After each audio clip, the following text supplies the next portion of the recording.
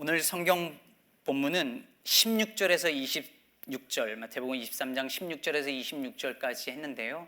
설교는 23절과 24절을 중심으로 하려고 합니다. 그리고 본문을 좀 봐야 돼서 오늘은 군더더기 없이 바로 본문으로 들어가겠습니다. 오늘 본문은 예수님이 유대 서기관들과 바리새인들을 향하여서 화 있을진저 하시면서 그들에게 화를 선언하는, 화가 임할 것이라는 것을 선언하는 내용의 일부예요. 먼저 23절을 보시면 서기관들과 바리새인들이 박하와 회양과 근체에 11조를 드렸다고 말씀하세요. 여러분, 11조를 명하는 성경의 구절이 올드 테스먼트에, 구약에 어디에 나오는지 아십니까? 네, 말라기에 나오죠. 근데 그 전에 레위기에 먼저 나오고 신명기에 나옵니다. 하나님께서 출애굽 공동체에게 율법을 주시면서 11조를 명하시는 기록이 나와요. 레위기 27장을 먼저 보면 30절에 그리고 그 땅의 10분의 1 곧 그 땅의 곡식이나 나무의 열매는 그 10분의 1은 여호와의 것이니 여호와의 성물이라 하셨고, 32절에 모든 소나 양의 11조는 목자의 지팡이 아래로 통과하는 것의 10번째 것마다 여호와의 성물이 되리라. 그러니까 곡식, 나무의 열매, 그리고 소나 양과 같은 가축이 11조의 대상이었다는 거죠. 하나 더 보면 신명기 14장 22절을 보시면 너는 마땅히 매년 토지 소산의 11조를 드릴 것이며 내 하나님 여호와 앞 곧 여호와께서 그의 이름을 두시려고 택하신 곳에서 내 곡식과 포도주와 기름의 11조를 먹으며, 레위인들을 향한 말씀이죠. 또 내 소와 양의 처음 난 것을 먹고 내 하나님 여호와 경외하기를 항상 배울 것이니라. 한 절 더 보면 28절 29절 매 3년 끝에 그 해 소산의 10분의 1을 다 내어 내 성읍에 저축하여 너희 중에 분깃이나 기업이 없는 레위인과 내 성중에 거류하는 객과 및 고아와 과부들이 와서 먹고 배부르게 하라. 그리하면 내 하나님 여호와께서 내 손으로 하는 범사에 내게 복을 주시리라. 여러분, 신명기 14장은요 11조에 두 가지 종류가 있다는 것을 우리에게 보여주고 있어요. 첫째는 매년 드리는 11조죠. 이때 뭘 드리느냐? 곡식, 포도주, 올리브 오일, 기름을 11조로 드렸습니다. 둘째는 3년에 한 번 드리는 11조인데 이때도 역시 땅의 소산의 10%를 10분의 1을 드렸죠. 여기서 주목할 것은 이 3년에 한 번에 드리는 11조에 대한 설명에 이 11조를 가지고 뭐 했는지가 명확하게 나오는데, 즉 백성들 중에서 분깃이나 기업이 없는, 즉 물려받을 땅이 없는 레위인이나 나그네나 고아나 과부들을 먹이는 일에 11조가 사용됐다는 거예요. 자, 여러분 보세요. 율법에서 11조를 명할 때 주로 염두에 뒀던 거는 어떤 걸 드리라고 했냐면 곡식, 포도주, 기름, 그거였죠. 그런데 오늘 본문에서 서기관들과 바리새인들이 11조로 드렸던 박하와 회향과 근체는 11조 드리라고 했나요? 율법에 그런 내용은 안 나오죠. 없었습니다, 그런 항목은. 그런데 이들은 율법에서 명하고 있지 않은 것까지도 전부 정확하게 계산해서 하나님께 11조를 드렸다는 거예요. 그럼 여기서 박하와 회향과 근체가 뭘까요? 저도 실제로 이렇게 중동에 가서 본 적은 없지만 셋 다 주로 음식에 사용하는 향신료나 양념 재료입니다. 저기 보시면 박하는 민트예요. 즉 일종의 방향식물이죠. 이 잎과 줄기가 약이나 아니면 음식물의 향신료로 쓰였습니다. 회향은 딜, 이게 미나리과에 속하는 일년생 식물인데 작고 납작한 이 회향 이 열매를 약재나 조미료로 썼답니다. 그럼 근체는 뭐냐면 쿠먼, 당근과에 속하는 풀인데 지금도 중동 지역에서 흔히 볼 수 있답니다. 이 맛이 자극성 있는 매운맛이어서 조미료, 향료, 약재로 쓰인대요. 여러분 생각해 보세요. 조미료나 약재를 취해서 그걸 10분의 1을 정확하게 분리해서 그거를 하나님께 드리는 일이 얼마나 번거롭고 얼마나 힘든 일이었을까요? 여러분 생각해 보세요. 예를 들어서 쌀을 요만큼 드리는데 그중에 10분의 1을 계산하려면 쌀을 한 톨씩 다 세는 거예요. 이게 보통 일일까요? 무게는 어떻게 쟀을까요? 무게를 10분의 1, 10%를 어떻게 쟀을까요? 그런데 이 서기관들과 바리새인들은 그것을 정확하게 계산해서 11조를 드릴 만큼 율법에 철저했다는 거예요. 여러분 이게 나쁜 건가요? 아니요, 그렇지 않아요.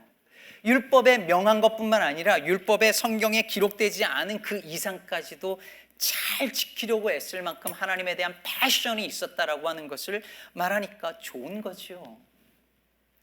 저는요, 제가 어릴 때 신앙생활 할 때 저희 교회 어르신들 보면 헌금을 내는데 절대로 지갑에서 이렇게 그날 꺼내서 헌금 내는 법이 없었습니다. 항상 언제나 그 전날 헌금을 정성스럽게 준비했지요. 그것도 그냥 돈이 아니라 꼭 은행 가셔서 신권, 아주 빳빳한 새 돈을 준비를 했습니다. 그걸 헌금으로 드렸죠. 새 돈이 없으면 어떻게 했는지 아세요? 어떤 분들은 다리미로 돈을 다렸습니다. 이렇게 아이런으로 이거를 펴서 하나님께 어떻게 구겨진 돈을 드리냐고 그걸 빳빳하게 만들어 가지고 하나님께 드렸었어요. 여러분 그것만인가요? 주일에는 돈 쓰면 안 된다고 주일은 절대 식당 안 가고 절대로 마케트 가지 않았습니다. 심지어 버스 타면 돈 쓰니까 그 먼 교회 거리를 버스 안 타고 걸어 다녔어요. 주일에 교회 올 때 반바지 이런 청바지 이런 상상도 못할 일이었고요. 하나님 만나러 가는 일이라고 가장 단정하고 가장 좋은 옷 입고 갔습니다. 여러분 이게 다 율법적이고 형식적이고 수준 낮은 믿음인가요? 옛날 어른들이 뭘 몰라서 그런 걸까요? 무식해서 그랬던 걸까요? 저도 옛날에는 그런 걸 보면서 율법적이라고 한마디 하던 시절이 있었습니다. 근데 지금은 그렇게 말하지 않습니다. 하나님 앞에서 조금이라도 좋은 것 드리고 싶고 말씀을 더 잘 지키고 싶은 마음이 있는 거니까요. 오히려 요즘은 그때 그 시절의 그런 열심들이 너무 다 사라진 것 같아서 아쉬울 때도 있습니다. 여러분 오늘 본문에서 이 서기관들과 이 파리새인들이 박하와 회당과 근처에 11조를 드린 건 아무 문제 없었습니다. 하나님 앞에서 이렇게 little tiny thing까지도 다 10분의 1을 다 드리려고 하는 말씀을 지키려고 하는 열심에서 출발한 것이니까요. 그런데 문제는 그게 아니었습니다. 주님께서 이들을 향해서 뭐라고 하시죠? 너희가 박하와 회당과 근체의 11조는 드리되 율법에 더 중한 바 정의와 긍휼과 믿음은 버렸도다 하십니다. 박하와 회당과 근체의 11조를 드린 게 문제가 아니라 그건 그렇게 철저하게 지키면서 그보다 더 중요한 정의와 긍휼과 그리고 믿음은 버렸다는 것, 그것이 바로 예수님께서 그들을 향하여 화 있을지어다라고 말씀하신 이유였습니다. 여러분 이 유대 전통에는 이 하나님의 말씀에 율법에서 더 중요한 율법과 덜 중요한 율법이 있다는 사실을 다 알았고 랍비들도 그렇게 가르쳤어요. 오늘 예수님도 그걸 알고 계셨기 때문에 율법에 더 중한 바라는 표현을 쓴 거예요. 즉, the more important matters of the law. 이 율법에서 more important한 게 있고 less important한 게 있다는 거예요. 여기서 더 중한 바라고 할 때 중하다는 말은 더 무겁다는 뜻이에요. 무겁다. 그러니까 이런 거죠. 율법에 몇 가지를 놓고 저울질을 하는 거예요. 그럼 이게 어떤 게 더 무거운 게 있고 가벼운 게 있어요. 무거운 거는 더 중요한 것이죠. 좀 가벼운 거는 덜 중요한 거예요. 예수님도 그걸 아셔서 더 중요한 게 있다 이렇게 말씀하신 거죠. 예를 들면 이런 것입니다. 여러분 유대인들은 난지 8일 만에 할례를 받죠. 근데 여러분 할례를 받는 그날이 안식일이면 어떻게 할까요? 할례법하고 안식법이 겹쳤어요. 충돌했어요. 어떻게 할까요? 무게를 재는 거예요. 어느 게 더 무거운가? 어느 게 더 중한가? 어느 게 우선일 것 같으세요? 할례법이 우선입니다. 그래서 예수님께서도 요한복음 7장 22절에 너희가 안식일에도 사람에게 할례를 행하지 않느냐고 이렇게 말씀하셨어요. 또 하나 예를 들면 유대인 랍비들이 이 어느 게 더 율법 중에서 어느 게 더 무거우냐라는 것을 가리는 원리들이 몇 개가 있는데 그 중에 하나가 생명 보존을 뜻하는 피쿠아쿤 네페슈라는 것이 있답니다. 말하자면 어떤 규범보다 인간의 human life가 more important matters 이렇게 여기는 거예요. 그래서 이걸 잘 지키는 유대인 주이시 닥터들 그리고 간호사들은 안식일에도 출근을 하고, 그리고 원래 얌 키퍼 날은 먹는 것들 마시는 것들을 금지되어 있지만 아픈 사람은 먹을 수 있게 한 거예요. 왜? More important matter가 뭐냐면 human life라고 되어 있으니까. 이 율법하고 이 율법이 있는데 충돌해요. 그러면 더 중요한 것, 더 무거운 것을 따르는 거예요. 그래서 예수님도 안식일보다 뭐가 더 중요하다 그랬어요? 사람이. 그러면 이렇게 모든 율법이 다 중요하지만 더 중요한 거와 덜 중요한 것이 있고 더 무거운 거와 덜 무거운 게 있다라는 것을 다 알았습니다.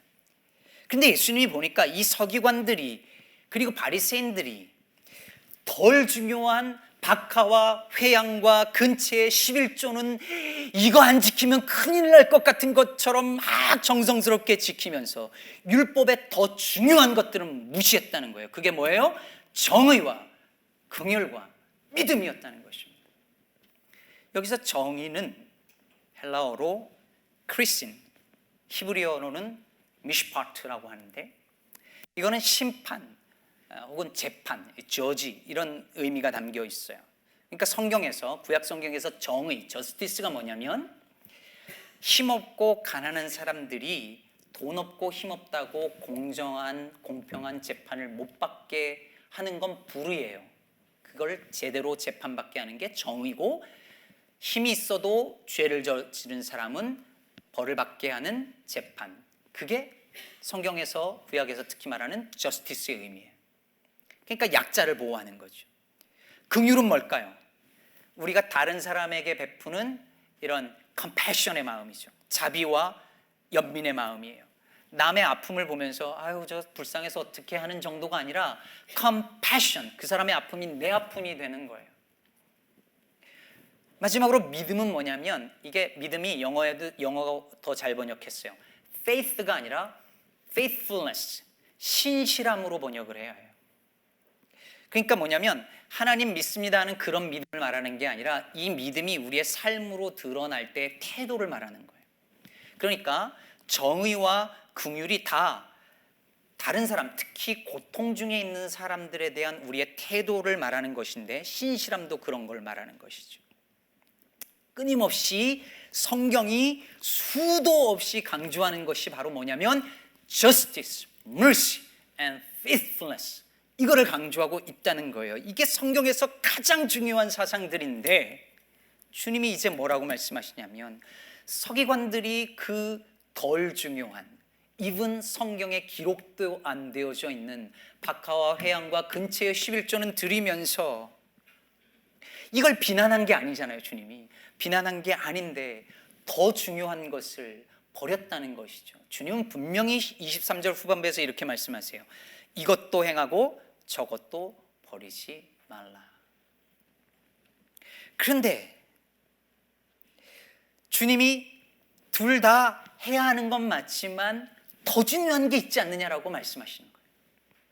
박하와 회양과 근체의 11조를 지키는 일에는 온 정성을 다하면서 그보다 훨씬 더 중요한, 아니 성경 전체가 말하고 있는 정의와 긍휼과 그리고 신실함을 지키는 일에는 대수롭지 않게 여기며 버렸다고 주님이 말씀하십니다. 이게 얼마나 넌센스냐면요, 아까 우리가 본 것처럼 11조의 본래 목적은요, 레위인만이 아니라 고아와 과부와 레위인들을 위한 일종의 사회복지 시스템이었어요. 웰페어 시스템이었어요. 그러니까 11조의 기본 정신이 뭐냐면 정의와 긍휼과 신실함인 거예요. 거꾸로 말하면 정의와 긍휼과 신실함을 어떻게 실천하느냐? 그 중에 one of the ways가 11조라는 거예요. 근데 이 사람들이 11조는 드리면서 그 11조의 그 스피릿은, 그 정의는, 그 긍휼은, 그 신실함은 버려버렸어요. 본질은 버리고 비본질을 본질처럼 붙들고 있었던 것이죠. 이 넌센스를 우리 예수님께서 이렇게 재미난 비유를 통해서 말씀하세요. 예수님은 이 언어의 천재세요. 24절에 보면 이렇게 말씀하십니다. 맹인된 인도자여 하루살이는 걸러내고 낙타는 삼키는도다. 여러분, 왜 갑자기 이 뜬금없이 하루살이와 낙타가 나올까요? 이게 하루살이는 이 조그마한 곤충이거든요. 근데 이게 아람어로 갈마예요. 갈마. 그리고 낙타는, 캐물은 아람어로 뭐냐면 감라예요. 그러니까 예수님이 뭐라고 말씀하시냐면 너희가 갈마는 걸러내고 감라는 삼킨다. 이렇게 워드 플레이를 하고 있는 거예요. 근데 단순히 발음만 비슷해서가 아니에요. 여기서 하루살이하고 낙타는 둘 다 레위기에서 ritually unclean해서 먹지 말라고 한 것들 중에 둘인데, 그래서 바리새인들은요, 이 포도주가 이렇게 있으면 이 포도주를 먹을 때 절대 그냥 먹지 않았어요. 포도주를 만들 때 있잖아요. 포도주를 막 가서 이렇게 와인을 만들 때 사람들이 발로 밟고 할 때 이걸 하니까 뭐가 자연스럽게 들어갈까요? 네 발 달린 곤충 먹지 말라는 그게 들어가잖아요. 그러니까 이거를 만드는 과정에서부터 이 곤충이 들어가지 않게끔 최선을 다해서 그걸 걸러요. 근데 그것도 모자라서 포도주가 왔는데 혹시라도 그 ritually unclean한 하루살이 조그만한 그 곤충이 들어가면 안 되니까 항상 세마포 흰 그 천을 가지고 다녔어요. 그거 한번 걸르는 거예요. 또 이게 혹시 먹으면 ritually unclean, 부정해지니까. 근데 주님이 보시기에 이런 사람들이 박하와 회양과 근처에 11조를 하면서 정의와 긍휼과 신실함은 버리는 것이 마치 포도주에 하루살이는 다 걸러내면서 낙타는 꿀꺽 삼키는 거와 똑같더라 라고 말씀하시는 거죠. 즉 unclean해지지 않으려고, 부정해지지 않으려고 애썼는데 더 부정해진 거예요. 율법을 잘 지켜야지 몸부림쳤는데 율법에서 전부 말하고 있는 것들을 거의 다 어겨버린 거예요. 사랑하는 여러분, 이게 우리 모습 아닐까요? 우리가 그동안 교회에서 신앙 좋다고 여겨온 것들, 그 종교적 행위들이 뭐죠? 술, 담배 안 하고, 주일 성수 잘하고, 헌금 잘하고, 11조 특히 잘하고, 교회 봉사 잘하면 그걸 보고 저 사람 믿음 좋아 라고 말했고 그 사람들에게 집사도 주고 장로도 주죠. 그리고 그런 걸 제대로 안 하면 저 사람 믿음 없어, 장로가 되어서 저런 것도 안 하고 말이지, 그렇게 블레임하고 정죄하죠. 그런데 그것과는 비교도 할 수 없을 만큼 the more important matters, 즉 성경 전체가 말하고 있는 그 정의와 긍휼과 신실함에 대해서는 사람들이 관심이 없고 무시해 버렸다는 것입니다. 여러분, 그런 종교적인 형식들이 필요 없고 안 중요하다는 게 아니에요. 중요해요. 필요해요. 그런 것조차 못하는 성도님들을 보면 저도 아쉬워요. 하지만 그런 것들과 정의, 긍휼 그리고 신실함과는, 이건 비교하면 이건 하루살이와 낙타의 문제라는 거예요. 여러분, 새벽 기도와 정의의 무게를 달아보세요. 어느 게 더 무거울까요? 주일 성수와 11조 그리고 긍휼과 신실함을 무게 달아보세요. 어느 게 더 무거울까요? 이건 비교 자체가 안 되는 거죠. 신앙은 하나님과 나만의 관계야. 라면서 예배만 잘 드리면 된다고 여기고, 곁에 있는 성도들, 공동체, 이웃들을 향한 정의, 긍휼, 신실함을 무시해 버리고 살 때 주님은 오늘도 우리에게 너는 하루살이는 걸러내고 낙타는 삼키는 거야 라고 말씀하실 것입니다. 여러분, 교회 안에서 사람들이 가장 많이 argue를 하고 가장 많이 싸우고 다투고 그리고 에너지를 쏟는 일들이 뭔지 한번 보세요. 정말로 교회에서 어떻게 사람들을 말씀으로 양육할 것인지, 어떻게 복음을 전하고 고통받는 이웃을 위해서 정의와 긍휼과 신실함으로 사역을 할 것인지에 대해서 논의하고, 하나님 나라에 관해서 성경을 공부하고 논쟁하고 그러다가 다투기까지 하고 막 그런가요? 이번 주는 비빔밥을 하기로 했는데 왜 국밥이냐? 왜 예배 때 찬송가만 하냐? 아니 왜 찬송가 안 하냐? 왜 쓸데없이 영어로 하냐? 연말 연초가 되면 왜 구역 편성이 이러냐? 왜 나는 여기 들어갔느냐? 누구는 왜 장로가 되고 누구는 왜 못 되냐? 헌금은 바구니를 돌리는 게 나냐? 저기다 두는 게 좋으냐? 11조는 세금을 냈는데 또 해야 되는 거냐? 해야 되면 세금 떼고 하냐? 아니면 세금 떼기 전에 하냐? 엄마 아빠가 분명히 텍스 내고 11조 내고 그 다음에 용돈 줬는데 나 이거 또 이거 11조 내야 되냐 말아야 되냐? 여러분, 이게 essential, 본질적인 건가요? 아니요, 다 non-essential, 비본질적인 거잖아요. 그런데 교회가 싸울 때 보세요. 본질적인 문제로 싸우다 깨지는 교회는 거의 없습니다. 다 비본질적인 것을 가지고 죽어라고 멱살 잡고 싸우죠.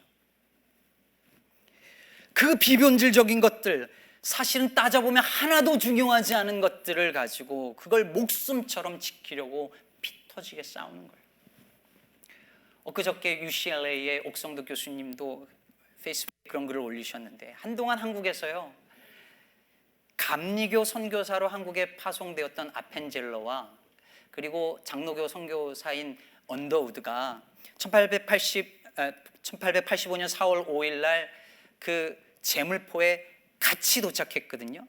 그런데 언더우드하고 아펜젤러가 누가 먼저 발을 딱 한국 땅에 딱 내딛었는지, 이게 감리교하고 장로교하고 이거 가지고 맨날 논쟁을 했어요, 그동안에. 이게 엄청난 논쟁거리였어요. 누가 먼저.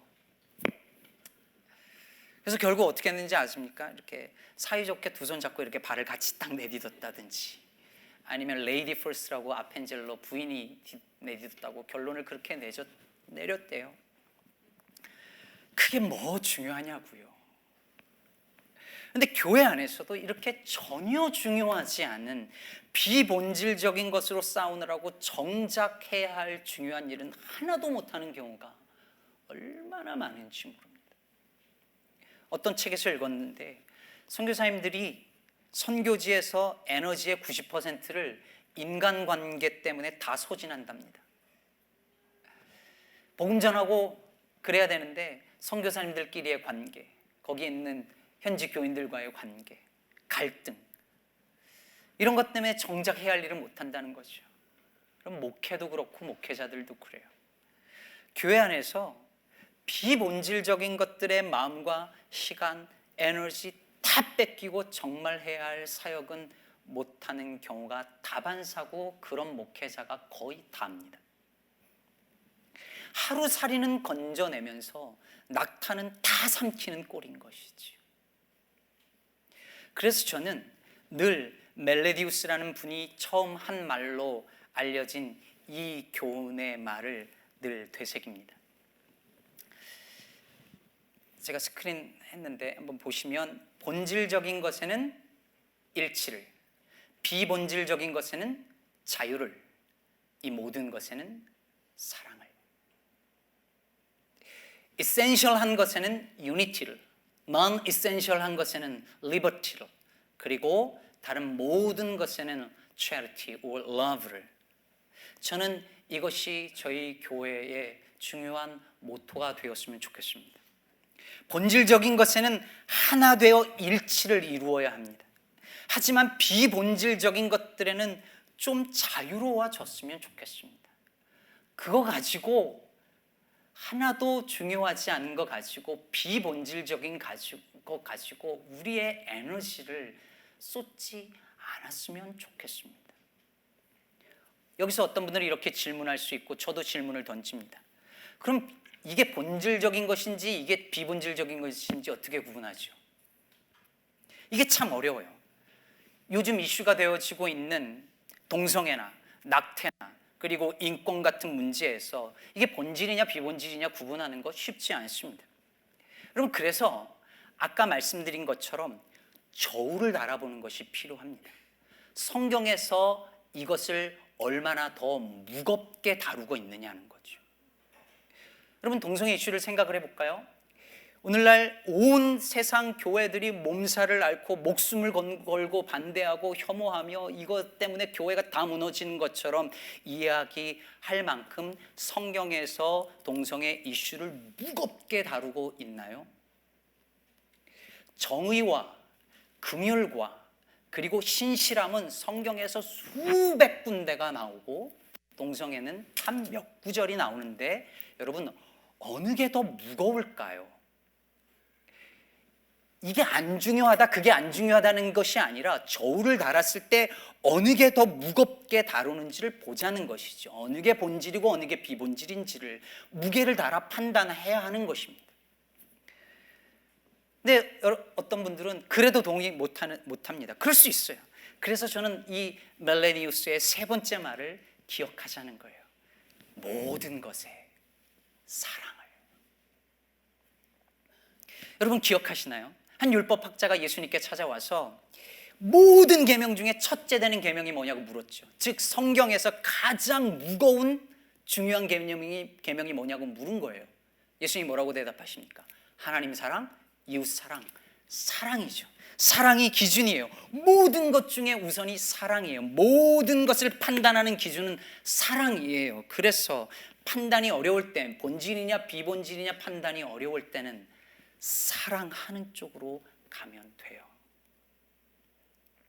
여러분, 다 한국 역사를 공부하신 분들, 또 한국에서 학교를 다니신 분들은 이방원의 하여가와 정몽주의 단심가를 아실 거예요. 고려의 충신이었던 정몽주를 회유하기 위해서 이방원이 하여가를 불렀지요. 이런들 어떠하리, 저런들 어떠하리, 만수산 드렁칠기, 얽어진들 어떠하리. 우리도 이같이 얽혀져서 100년까지 누리리라.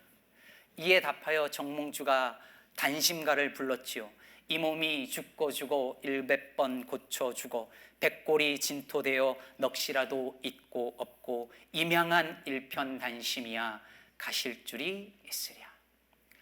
여러분, 입모양을 보니까 외우시는 분들이 계시네요. 여러분, 우리가 하여가를 부를 때와 단심가를 불러야 할 때가 있습니다. 복음의 본질에 있어서 우리는 단심가를 불러야 해요. 예수께서 그리스도시며 그분이 우리를 위하여 죽으시고 부활하셨으며 그분을 믿고 따르는 것이 하나님 나라의 백성이라고 하는 것, 이 복음의 진리에 있어서는 타협의 여지가 없습니다. 목에 칼이 들어가도 우리는 임향한 일편단심입니다. 그러나 그 외 비본질적인 것들에 대해서는 하여가를 불렀으면 좋겠습니다. 이런들 어떠하리, 저런들 어떠하리, 국밥이든 비빔밥이든 이런들 어떠하리, 저런들 어떠하리. 하루살이 정도 포도주에 떠있는 것, 이런들 어떠하리, 저런들 어떠하리, 좀 자유로워지면 좋겠습니다. 그거 목숨 걸릴 일 아니잖아요. 그거 멱살 잡을 일 아니잖아요. 그거 교회 깨질 일 아니잖아요. 자유해졌으면 좋겠습니다. 마지막으로 우리가 단심가와 하여가에 덧붙여 하나 더, 솔로몬의 아가를 불렀으면 좋겠습니다. 나의 사랑, 나의 어여쁜 자야, 일어나 함께 가자. 서로 생각이 다르고 취향이 다를지라도 사랑하면 함께 가는 것입니다. 일어나 함께 가는 것입니다. 정리하면 이렇습니다. 기억하셨으면 좋겠어요. 제가 이거 만든 건데요, 이렇게 이분들 하신 말을 짬뽕으로 만들었습니다. 본질적인 것에는 단심가를, 이 몸이 죽고 죽어 100번 고쳐주고, 비본질적인 것에는 하여가를, 이런들 어떠하리 저런들 어떠하리, 모든 것에는 아가를, 나의 사랑 나의 어여쁜 자야 일어나 함께 가자. 이런 노래를 부르는 교회는 결코 흔들리지 않을 것입니다. 우리 기쁨의 교회가 이런 일치와 자유와 사랑의 공동체 되기를 주님의 이름으로 축복합니다.